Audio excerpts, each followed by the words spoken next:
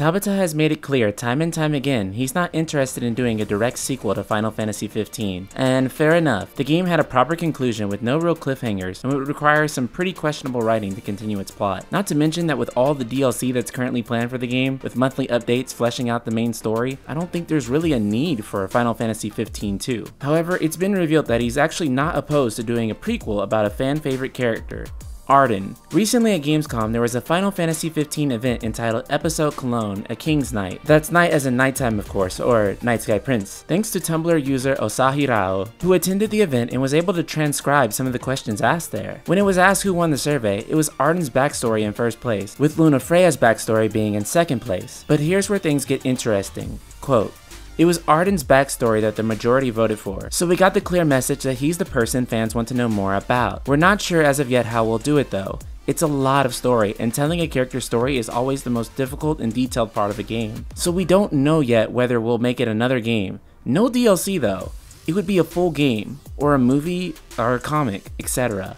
We really want to tell a story though." Second in the survey was Luna's story, by the way. Tabata explicitly states that Ardyn's backstory is too big to be told in the style of a 1 to 2 hour episodes like we've been getting. So much so that at the very least it would have to be a full game. And let's be honest, if they go the route of making a manga or an anime or even a movie, fans will pretty much be disappointed. It would also make the experience much more disjointed. It would simply serve as more media you need to watch or read in order to comprehend Final Fantasy XV's story. But if it's made into its own standalone game, it could honestly have massive amounts of potential. Because it would be standalone, it wouldn't require anything else in Final Fantasy XV's universe in order to understand. What we could call Final Fantasy XV-0 would not require you seen Kingsglaive or played the main Final Fantasy XV game. Not only would it be great for newcomers, but also people who are still interested in Final Fantasy XV would get a lot of their questions answered. Who was Kintiana before Shiva possessed her? What caused Ifrit's betrayal? How did the Lucii come to be? All of this rich lore that seemingly went missing could easily be addressed with a proper Ardyn prequel. If we're going to keep getting 15 universe content,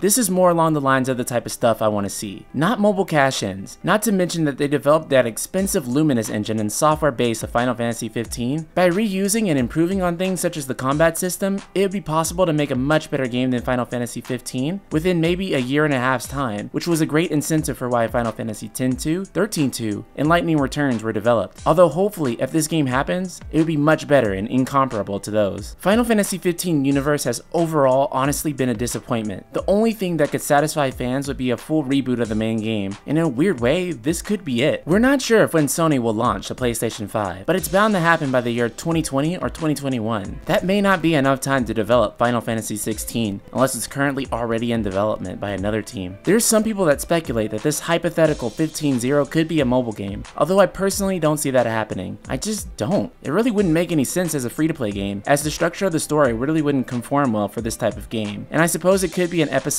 game like Pocket Edition, but it really wouldn't make sense to create something like that due to the fact that the audience who wanted and demanded this was the console audience, and particularly because they found this out through the console version's in-game survey. I think it's also possible that we could see a $30 digital standalone game similar to Hellblade: Suana's Sacrifice. I honestly wouldn't mind seeing an 8 to 10 hour narrative-driven experience that tells Ardyn's story. This is also a possible avenue that Tabata may take. Although, I'm just gonna be honest here for a moment, you guys, I love Ardyn. Where Final Fantasy XIII gave us more and more of stories and characters we just didn't give a crap about, Final Fantasy XV's greatest sin was creating characters that we were all deeply interested in and then gave us nothing. So be honest, do you want to see Final Fantasy XV-0? Or do you think they should just throw some diesel on Final Fantasy XV universe and burn it? Or are you somewhere in between where you genuinely want to see more content for 15, but you just don't want it to be disappointing? Subscribe and comment below.